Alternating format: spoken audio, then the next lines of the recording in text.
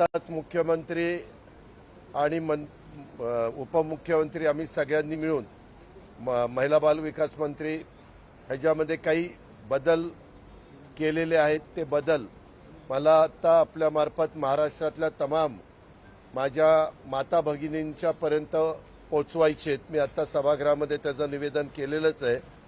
सदर योजनेची सुरुवातीला अर्ज करण्याची मुदत 1 जुलै ते 15 जुलै 2024 पर्यंत होती।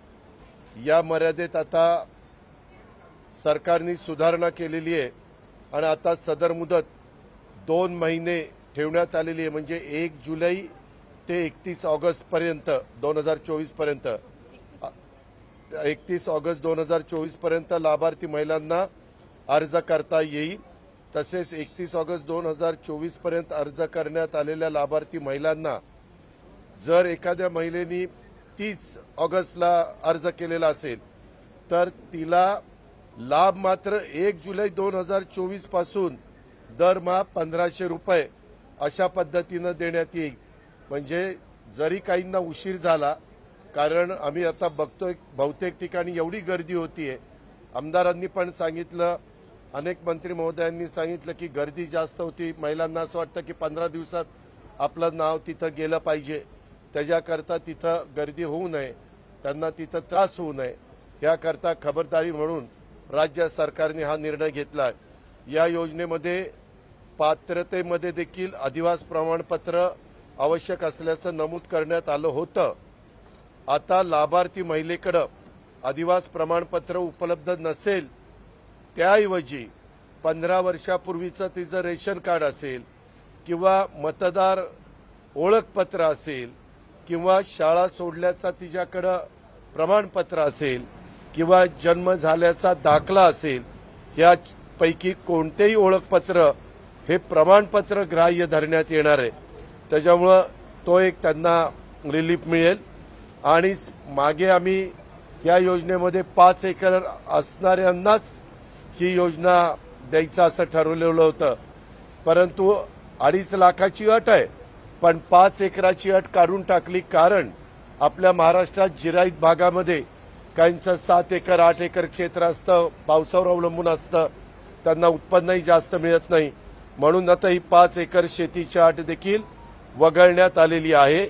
सदर योजनेचा लाभार्थी महिलांचा वयोगट आम्ही सुरुवातीला सांगितलंय ते वय वर्ष 21 ते 60 होता, आता वय वर्ष 21 ते 65 वर्ष वयोगट करण्यात आलेला आहे। त्याच्यामुळे हा एक बदल करण्यात केलेला आहे। आणि विशेषतः महाराष्ट्राची बॉर्डर आहे, त्या बॉर्डरवर जे आमचे महाराष्ट्रीयन लोक राहतात, त्यांनी जर शेजारच्या राज्यातल्या मुलीशी लग्न केलं तर काही प्रश्न निर्माण होऊ शकतात, म्हणून परराज्यात जन्म झालेल्या महिलांनी महाराष्ट्रातील अधिवास असणाऱ्या पुरुषाबरोबर विवाह केला असेल तर अशा बाबतीमध्ये त्यांच्या पतीचा जन्मदाखला चालेल, त्यांच्या महाराष्ट्रामधल्या पतीचा शाळा सोडल्याचं प्रमाणपत्र चालेल किंवा अधिवास प्रमाणपत्र देखील ग्राह्य धरण्यात येईल। त्यामुळं त्यांना तिकडनं ते दाखला वगैरे आणणं ह्याच्यात जो त्रास होणार आहे तो त्रास ह्याच्यातनं कमी होईल। 2.5 लाख रुपये उत्पन्न दाखला उपलब्ध नसेल तर त्याऐवजी त्या कुटुंबाकडे पिवळं किंवा केशरी रेशन कार्ड उपलब्ध असेल तर त्यांना 2.5 लाख रुपये उत्पन्नाचा दाखला ही प्रमाणपत्रातनं सूट देण्यात आलेली आहे।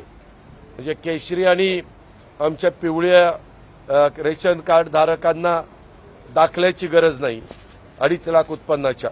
आणि सदर योजनेमध्ये समजा कुटुंबातील एका पात्र अविवाहित महिलेला सुद्धा योजनेचा फायदा देण्यात येईल।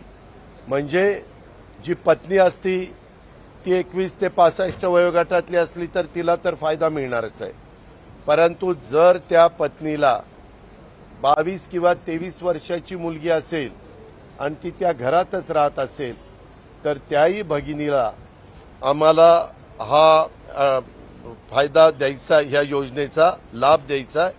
त्याच्यामुळं त्या कुटुंबातील एका अविवाहित महिला पात्र वयोगटात बसत असेल तर तिलाही लाभ मिळणार आहे अशा पद्धतीने ह्याच्यात बदल करण्यात आलेले. त्याबद्दल सभागृहात सांगितलेलं आहे, कुणालाही एक पैसा देण्याची गरज नाही. थोड्याशा आमच्या महिला घाबरलेल्या होत्या, 15 जुलैपर्यंत आपला अर्ज गेला नाही तर आपलं कसं होणार. आता तर 31 जुलैपर्यंत दिली, 60 दिवस आहे. आणि जरी यदा कदाचित तिचा अर्ज हा ऑगस्टमध्ये मंजूर झाला तरी देखील तिला जुलै आणि ऑगस्टचे 3,000 रुपये त्या ठिकाणी मिळणार आहेत. आणि हे साधारण आम्ही 15 ऑगस्ट ते रक्षाबंधन 19 ऑगस्ट आहे, 15 ते 19 पर्यंतच आम्हाला हा त्यांचा जो काही लाभ आहे तो लाभ आम्ही वितरित करणार आहोत.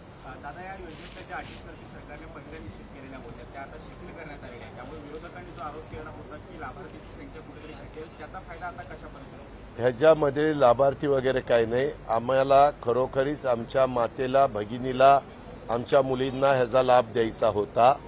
परंतु एखादी नवी योजना आली तर पहिल्यांदा निर्णय घेताना काही त्याच्यामध्ये त्रुटी राहतात.